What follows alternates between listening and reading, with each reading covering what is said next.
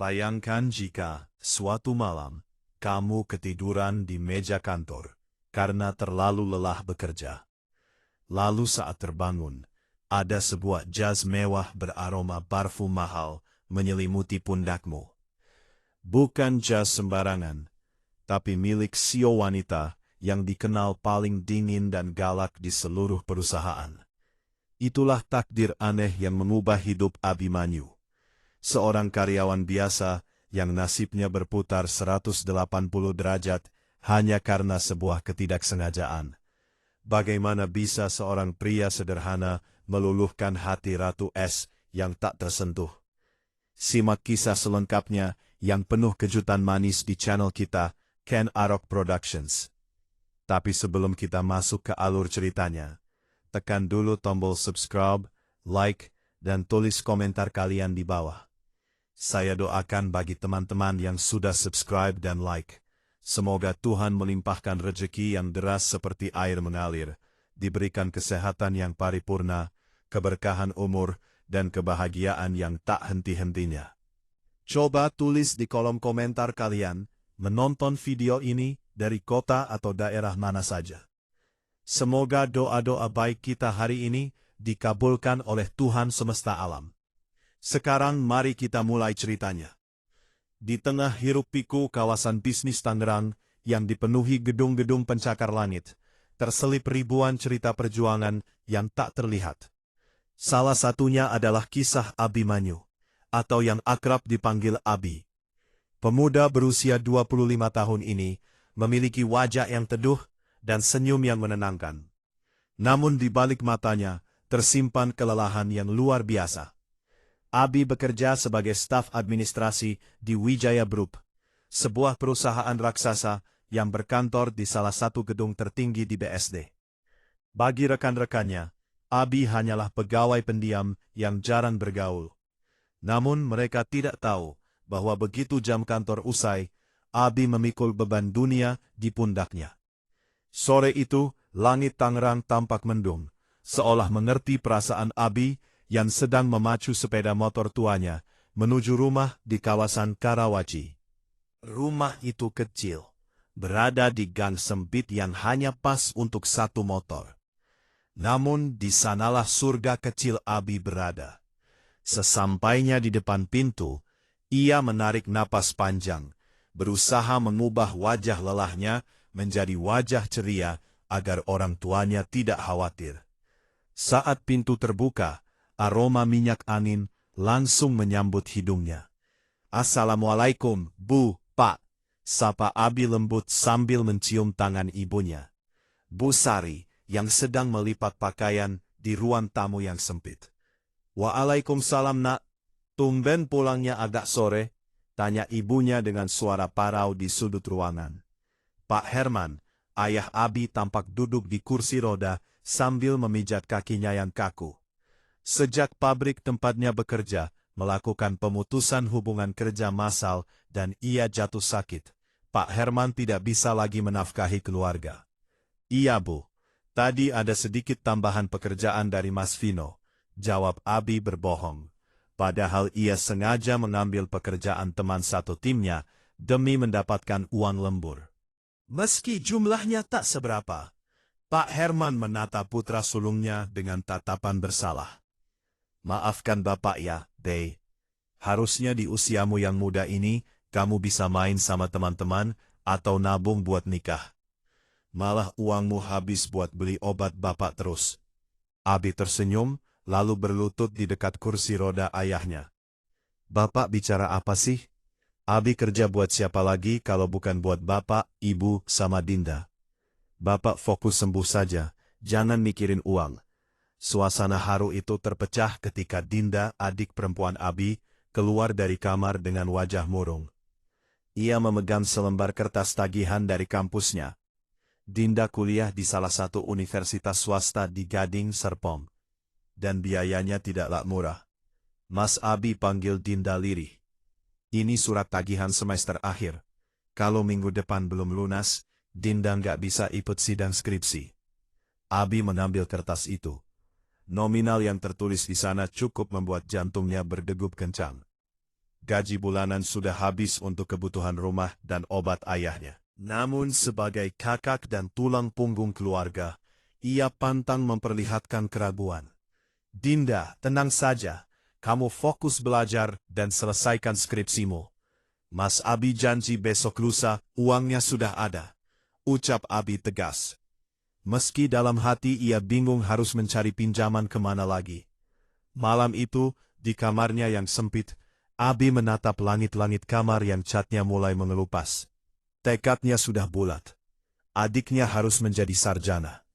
Ia tidak ingin Dinda bernasib sama sepertinya, yang harus mengubur mimpi demi bertahan hidup. Apapun yang terjadi, meski harus bekerja lembur setiap malam sampai badannya remuk, Abi akan melakukannya demi keluarganya.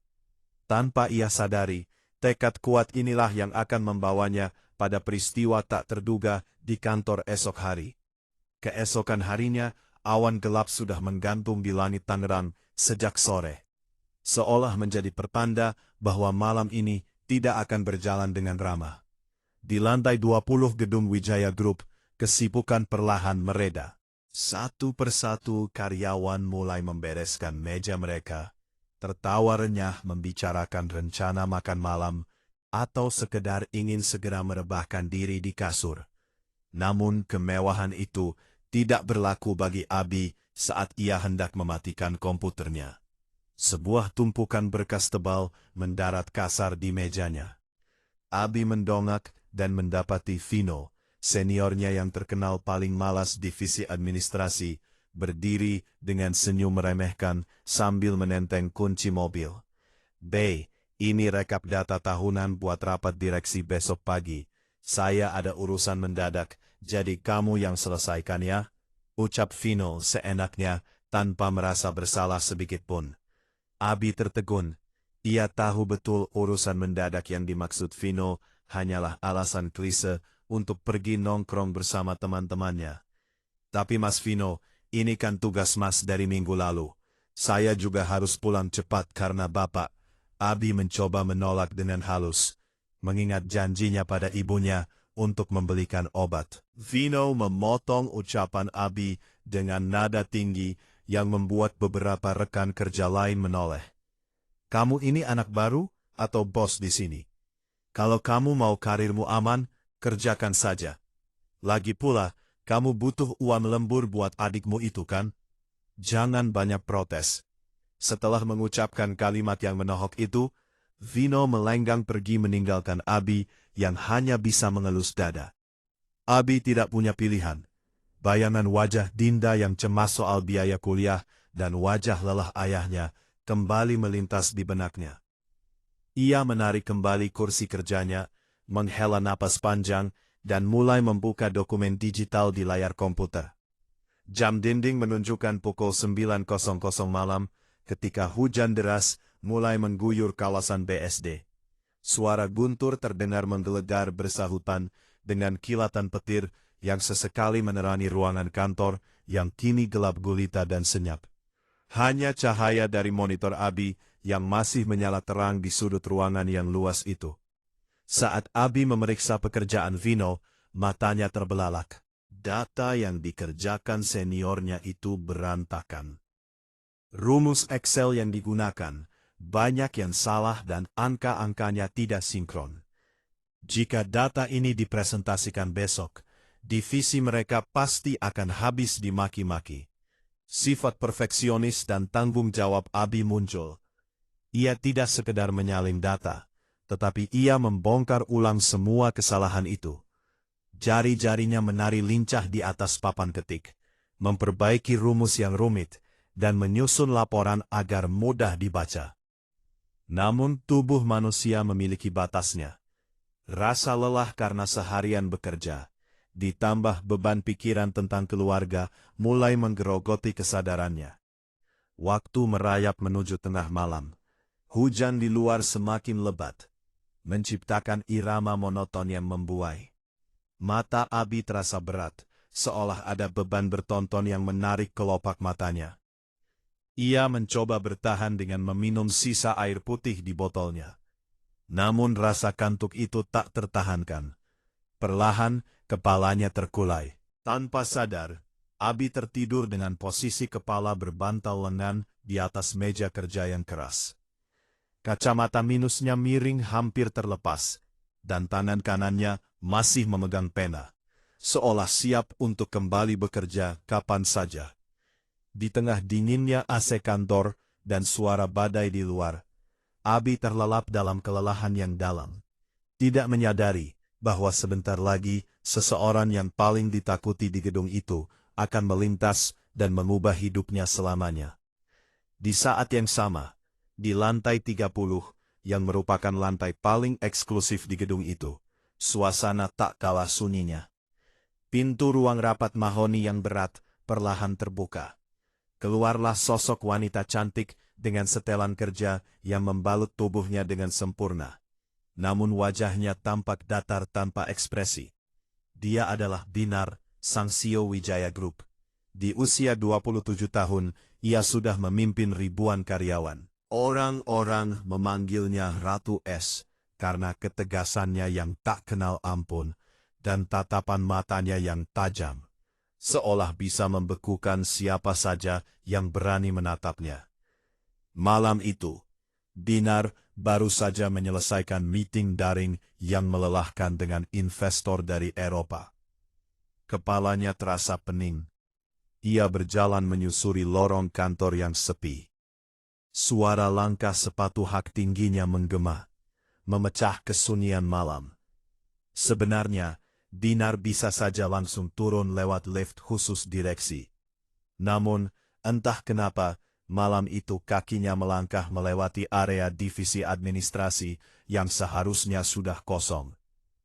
Tiba-tiba, suara guntur yang sangat keras menggelegar di langit BSD, seolah hendak meruntuhkan gedung. Binar tersentak kaget, tubuhnya gemetar, dan ia refleks menutup telinganya.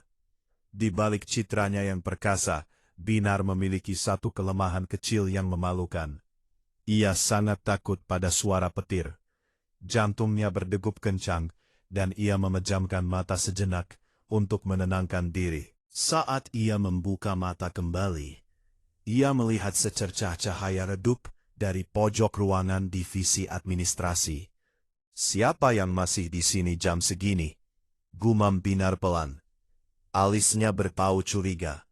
Rasa ingin tahunya mengalahkan rasa lelahnya.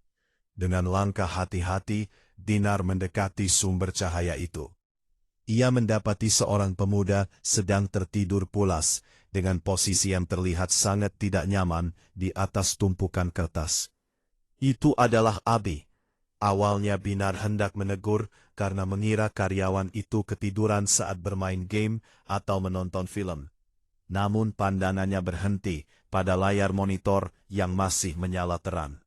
Mata Binar menyipit meneliti deretan angka dan tabel di layar itu. Sebagai pimpinan yang jeli, ia langsung mengenali laporan itu. Itu adalah rekap data tahunan yang seharusnya dikerjakan oleh manajer divisi. Namun yang ia lihat di layar jauh lebih detail. Rumus-rumus perhitungan yang rumit tersusun sangat rapi. Bahkan ada koreksi otomatis yang tidak pernah terpikirkan oleh staf ahlinya sekalipun. "Anak ini," bisik Binar. Matanya beralih dari layar komputer ke wajah Abi. Dia membereskan kekacauan timnya sendirian. Binar menatap wajah Abi lekat-lekat. Dalam tidurnya, Abi terlihat sangat polos. Mulutnya sedikit terbuka, dan napasnya terdengar teratur. Tidak ada guratan licik atau ambisius, seperti pria-pria kaya yang biasa Binar temui di pesta bisnis. Yang ada hanya wajah lelah seorang pekerja keras. Tanpa sadar, sudut bibir Binar terangkat membentuk senyuman tipis. Sebuah ekspresi yang sangat langka ia tunjukkan. Di tengah dinginnya malam dan gemuruh badai, Binar merasa melihat sesuatu yang hangat dan tulus dari sosok pemuda yang bahkan ia tidak tahu namanya itu. Sinar matahari pagi yang hangat menerobos masuk melalui celah-celah tirai vertikal kantor tepat mengenai wajah Abi. Pria itu tersentak bangun dengan napas memburu. Ia mengerjap-ngerjapkan matanya, bingung sejenak berada di mana. Lehernya terasa kaku, dan punggungnya pegal luar biasa karena tidur dengan posisi duduk semalaman. Saat kesadarannya mulai terkumpul, Abi panik melihat jam dinding yang sudah menunjukkan pukul 6 pagi. "Astaga, aku ketiduran di kantor," serunya tertahan. Ia buru-buru merapikan rambutnya yang berantakan. Namun saat ia bergerak, ia merasakan sesuatu yang berat dan halus meluncur dari pundaknya ke pangkuannya. Abi tertegun. Itu bukan jaket denim lusuhnya, melainkan sebuah jas wanita atau blazer berwarna hitam pekat dengan potongan yang sangat elegan. Bahannya terasa dingin dan lembut di kulit. Jelas bukan barang murah yang biasa dijual di pasar malam. Saat Abi mendekatkan kain itu ke hidungnya, aroma parfum mewah yang memikat, perpaduan wangi vanila dan bunga mawar segar, langsung memenuhi indera penciumannya. Wangi yang sangat berkelas dan mengintimidasi. Dengan tangan gemetar, Abi memeriksa blazer itu. Jantungnya seakan berhenti berdetak saat melihat label merek ternama dari Italia di kerahnya. Tapi yang lebih mengejutkan adalah secari kertas kecil berwarna merah muda. Sebuah sticky note yang tertempel miring di lengan jas itu. Di sana tertulis pesan singkat dengan tulisan tangan yang tegak dan rapi. "Jangan ngiler di laporan keuangan, B." Abi menelan ludah dengan susah payah. Otaknya berputar cepat menerjemahkan inisial B itu. Hanya ada satu orang di gedung ini yang memiliki inisial B dan mampu membeli barang semewah ini. Binar Sangsio yang terkenal sadis. Wajah Abi pucat pasi. Bayangan dirinya dipecat karena lancang memakai baju bos besar mulai menari-nari di kepalanya. Belum sempat Abi menenangkan diri. Suara langkah kaki dan obrolan ramai mulai terdengar dari arah pintu masuk. Karyawan lain mulai berdatangan. Kalian dengar nggak gosip pagi ini?"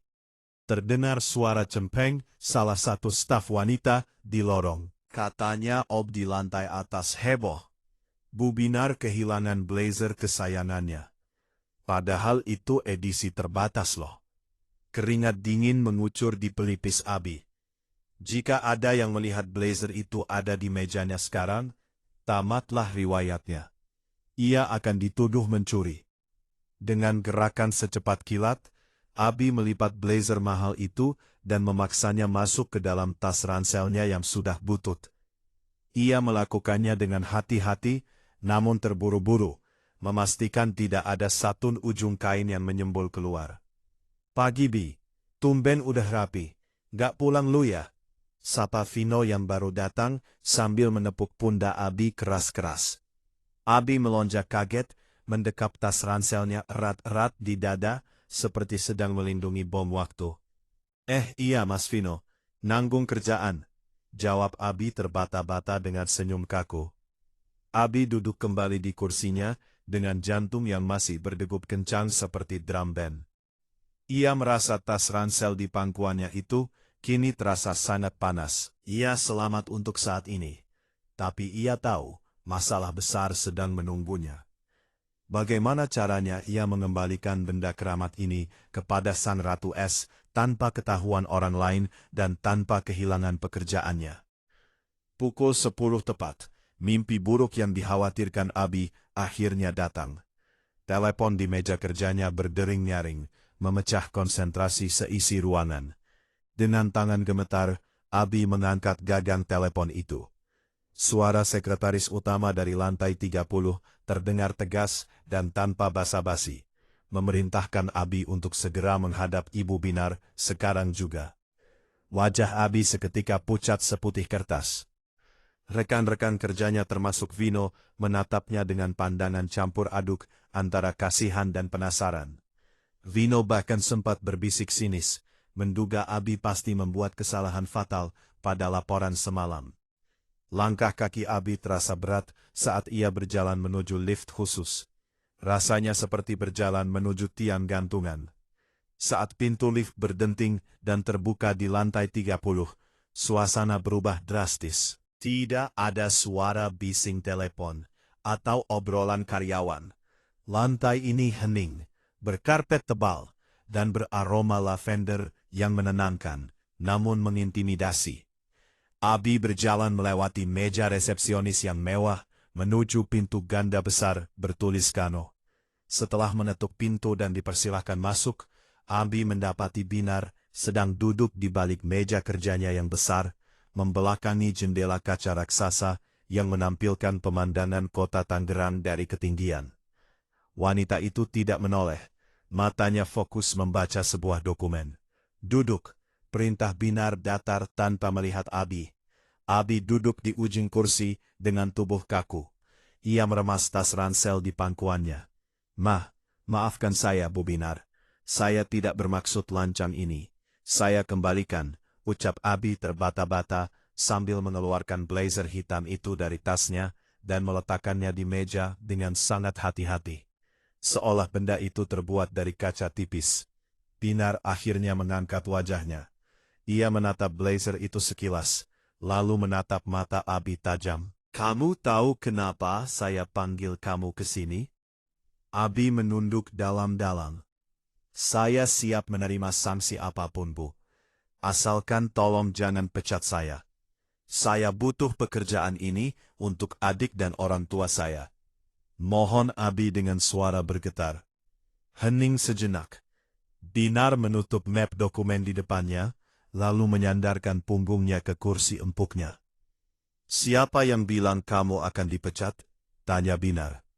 Nada suaranya sedikit melunak, namun tetap berwibawa.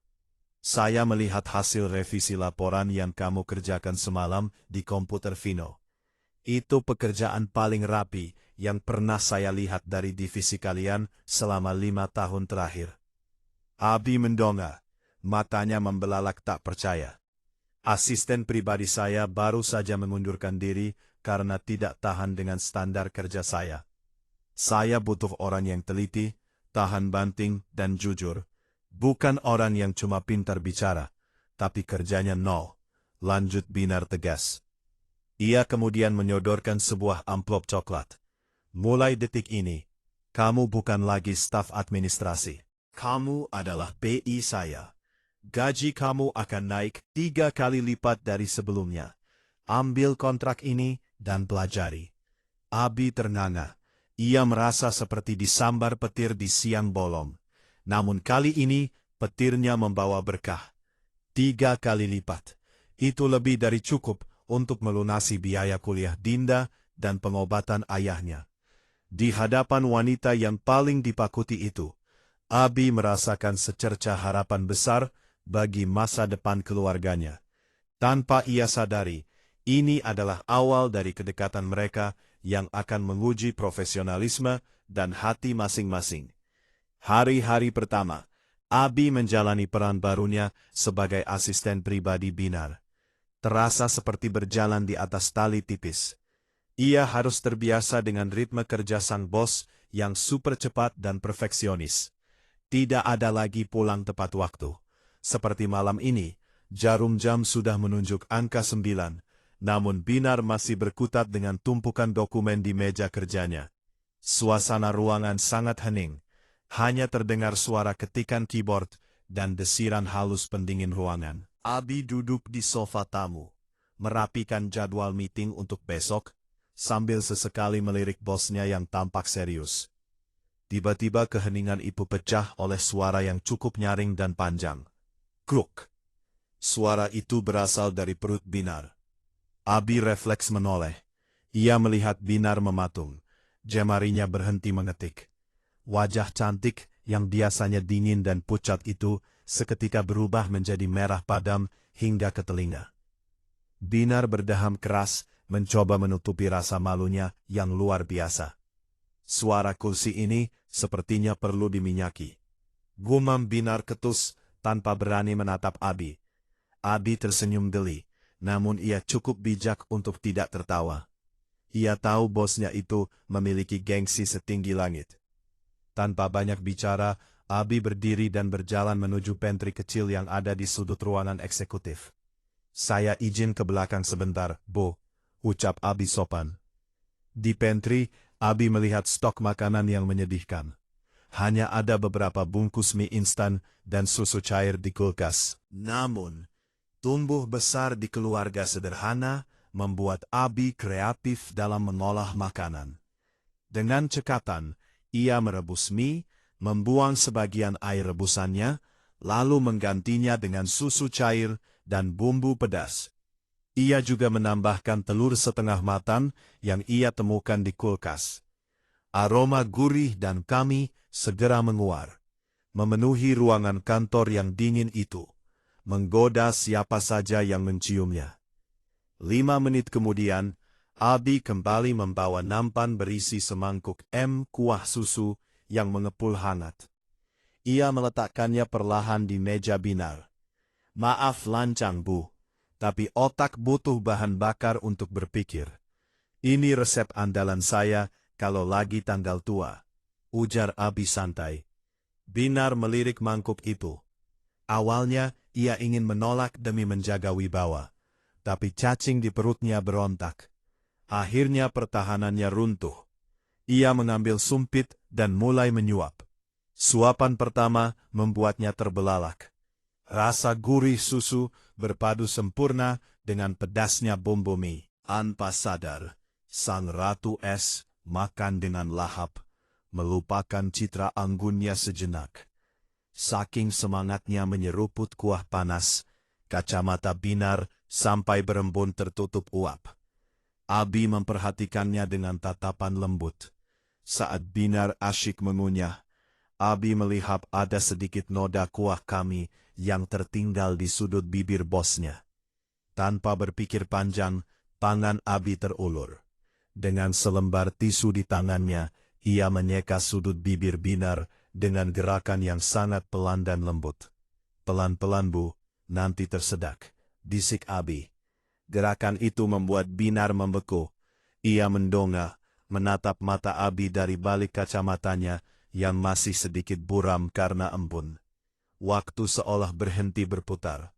Jarak wajah mereka begitu dekat, hingga Binar bisa mencium aroma sabun mandi Abi yang segar. Jantung Binar berdegup kencang. Sebuah perasaan aneh yang belum pernah ia rasakan sebelumnya menyusup ke dadanya. Canggung. Binar buru-buru memalingkan wajah dan kembali memasang topeng dinginnya. Meski pipinya masih merona, rasanya lumayan. Untuk ukuran masakan amatir, ucap Binar lirih. Berusaha menyembunyikan getar dalam suaranya. Hanya tersenyum simpul, menyadari bahwa di balik tembok es itu ada sosok wanita yang menggemaskan. Menjadi asisten pribadi Binar berarti Abi harus siap mengetahui segala hal tentang bosnya. Mulai dari jadwal rapat yang padat, hingga rahasia-rahasia kecil yang tak terduga. Seminggu bekerja, Abi mulai menyadari bahwa di balik topeng besi dan setelan kerja mahal itu, Binar memiliki sisi lain yang sangat kontras.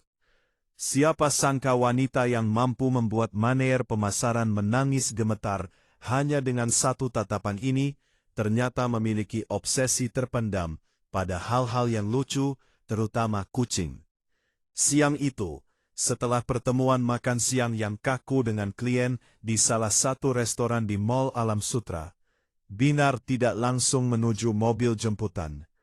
Langkah kakinya melambat saat melewati area permainan anak di lantai dasar. Matanya yang biasanya tajam menatap grafik saham, kini terpaku pada sebuah kotak kaca besar yang bersinar terang mesin kapit boneka. Di dalam kotak itu tergeletak sebuah gantungan kunci boneka kucing gemuk berbulu putih yang sangat menggemaskan. Itu adalah seri langka yang sedang viral, dan mata Binar berbinar-binar menatapnya persis seperti anak kecil yang melihat permen.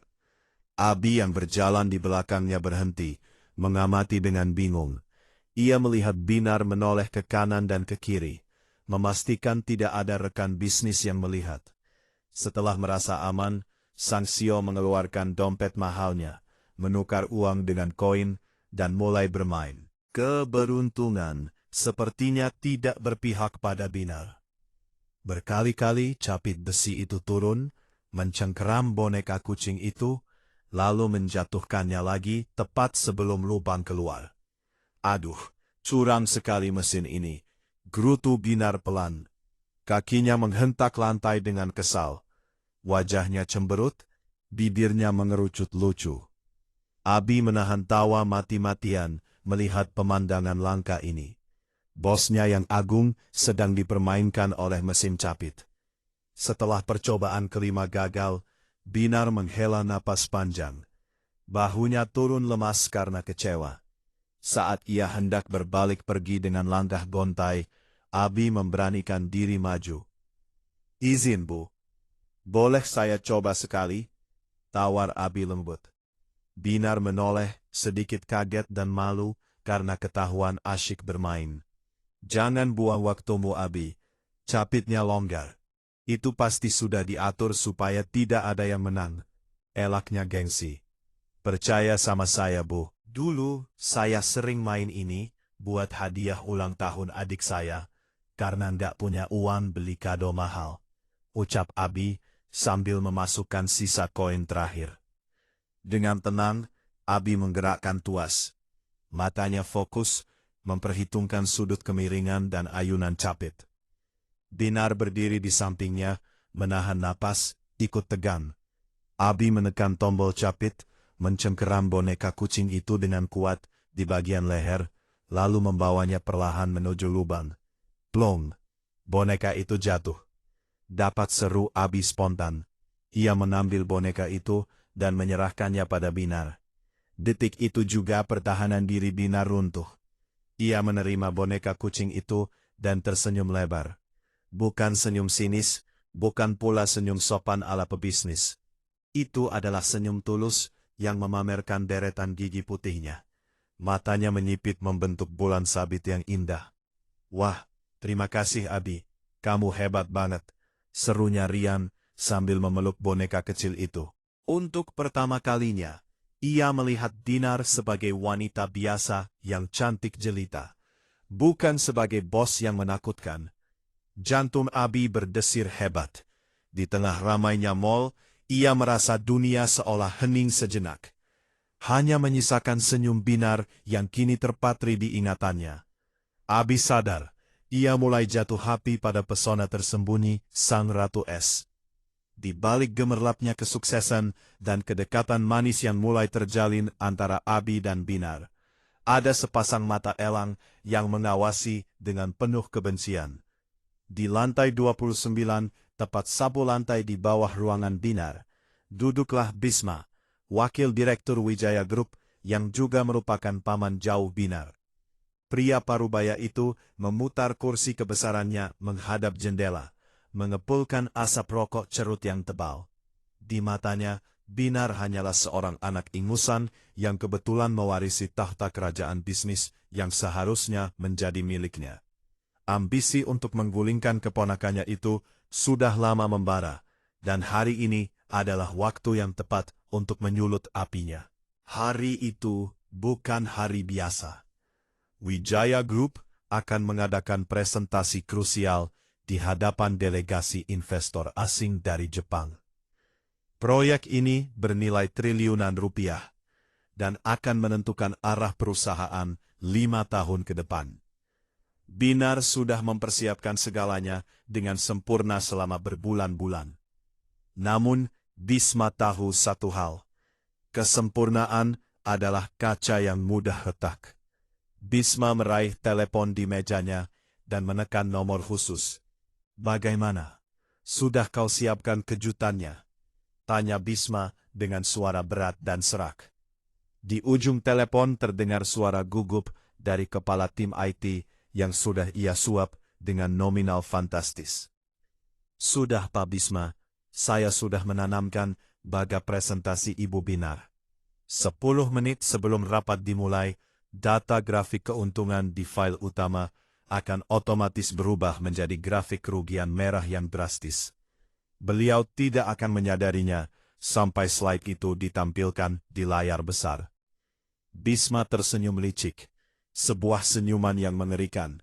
"Bagus, pastikan tidak ada jejak yang mengarah ke ruangan ini." Aku ingin melihat wajah sombongnya itu hancur di depan para investor. Setelah dia permalukan dirinya sendiri karena dianggap tidak kompeten mengelola data, Dewan Komisaris pasti akan menunjukku sebagai penggantinya. Sementara itu di lantai atas, Binar sedang sibuk memeriksa persiapan terakhir. Ia tampak angguh, namun tegas dengan setelan kerja berwarna biru tua. Abi yang berdiri di sampingnya sibuk merapikan berkas-berkas fisik sebagai cadangan. Namun tidak ada yang menyadari bahwa di dalam laptop super tipis yang ada di meja Binar, sebuah bom waktu digital sedang berdetak. Menunggu saat yang tepat untuk meledakkan karir Sanggo. Abi, pastikan semua koneksi internet lancar. Saya tidak mau ada kesalahan sekecil apapun hari ini. Investor Jepang sangat menghargai detail. Perintah Binar sambil memijat pelipisnya yang sedikit tegang. Semua sudah saya cek 2 kali. Jawab Abi mantap tanpa menyadari bahwa musuh tidak menyerang dari koneksi, melainkan dari dalam sistem yang mereka percayai. Binar menarik napas panjang, memupuk kepercayaan dirinya. Ia melangkah menuju ruang rapat besar, dengan kepala tegak, diiringi Abi di belakangnya. Ia merasa siap menaklukkan dunia, tanpa tahu bahwa ia sedang berjalan lurus menuju jurang yang telah digali oleh pamannya sendiri. Pintu ruang rapat terbuka lebar, menampakkan deretan kursi kulit dan wajah-wajah serius para investor yang menunggu. Pertunjukan akan segera dimulai, dan Bisma dari ruangannya yang gelap, siap menonton kehancuran keponakannya sambil tertawa. Suasana di dalam ruang rapat utama terasa begitu dingin dan mencekam. Seolah oksigen di sana menipis seketika. Di ujung meja panjang yang mengilap, Binar berdiri dengan percaya diri di hadapan para investor Jepang, yang duduk tegak dengan wajah tanpa ekspresi. Bisma duduk di sisi kanan, menyunggingkan senyum tipis yang syarat akan kelicikan, menanti momen kehancuran keponakannya. Dengan anggun, Binar menekan tombol di pengendali jarak jauh untuk menampilkan grafik pertumbuhan keuntungan perusahaan di layar proyektor raksasa. Namun, apa yang terpampang di layar bukanlah grafik hijau yang menanjak naik seperti yang sudah ia persiapkan. Sebaliknya, layar itu dipenuhi warna merah menyala. Grafik yang muncul menunjukkan penurunan drastis dan kerugian fatal yang seolah mengatakan bahwa Wijaya Group sedang diambang kebangkrutan. Binar terpaku, wajahnya seketika pucat pasi, darah seolah surut dari tubuhnya. Matanya membelalak tak percaya, menatap layar. Ini salah, datanya tidak seperti ini. Gumam Binar lirih. Suaranya tercekat di tenggorokan. Jemarinya gemetar menekan tombol berkali-kali, berharap itu hanya kesalahan tampilan, tapi angka merah itu tetap bertahan. Para investor mulai berbisik-bisik dalam bahasa Jepang dengan nada kecewa dan marah. Suasana menjadi kacau. Bisma tidak membuang kesempatan itu. Ia berdiri dengan wajah pura-pura prihatin. Namun suaranya lantang memojokkan. Binar, apa-apaan ini? Kamu mau mempermalukan kita semua? Sepertinya keponakan saya ini belum siap memegang tanggung jawab sebesar ini. Tuan-tuan, ucap Bisma dengan nada merendahkan yang menusuk hati. Binar merasa dunianya runtuh. Ia ingin membela diri, tapi lidahnya keluh. Di saat kritis itulah, sebuah tangan yang hangat dan kokoh menyentuh bahunya pelan. Binar menoleh dan mendapati Abi berdiri di sana, tenang dan tanpa rasa takut sedikitpun. Izinkan saya, Bu, bisik Abi tegas. Abi melangkah maju, mengambil alih laptop dengan gerakan cepat namun tenang. Ia mencabut kabel data dari laptop Binar dan mencolokkan sebuah flash disk hitam miliknya. Jarinya menari di atas keyboard, mengabaikan tatapan sinis Bisma. Mohon maaf, tuan-tuan, ucap Abi tiba-tiba dalam bahasa Inggris yang sangat fasih dan formal, membuat seluruh ruangan terdiam, termasuk Binar yang terenganga. Terjadi kesalahan teknis pada sinkronisasi peladen pusat kami akibat badai semalam. Namun, sebagai tindakan pencegahan, saya selalu menyimpan data backup manual yang diperbarui setiap jam. Inilah data real-time yang sesungguhnya. Abi menekan tombol Enter. Layar berubah. Grafik merah itu lenyap, berganti dengan grafik hijau yang akurat, menunjukkan keuntungan besar perusahaan yang sebenarnya. Abi kemudian melanjutkan presentasi dengan lancar, menjelaskan detail angka dengan presisi yang bahkan melebihi kemampuan manajer keuangan. Harisman memancar kuat. Ia bukan lagi sekadar asisten yang membawakan kopi. Ia berdiri di sana sebagai perisai yang melindungi Binar dari serangan mematikan. Para investor mengangguk puas, bahkan ketua delegasi Jepang tersenyum dan bertepuk tangan pelan. Binar menata punggung Abi dengan pandangan yang bergetar. Di matanya, sosok Abi kini terlihat begitu tinggi dan gagah. Hari itu, Abi tidak hanya menyelamatkan perusahaan, tapi ia juga telah menyelamatkan harga diri Binar. Membuat benteng es di hati Sang Xiao mulai retak oleh rasa kagum yang mendalam. Setelah ketegangan di ruang rapat mereda, hari ditutup dengan kemenangan manis bagi divisi Binar. Namun takdir sepertinya belum lelah mempermainkan perasaan mereka berdua. Sore itu, sopir pribadi Binar mendadak izin sakit, sehingga Abilah yang harus mengambil alih kemudi sedan mewah hitam milik bosnya untuk mengantar pulang. Langit Tangerang kembali menumpahkan air matanya.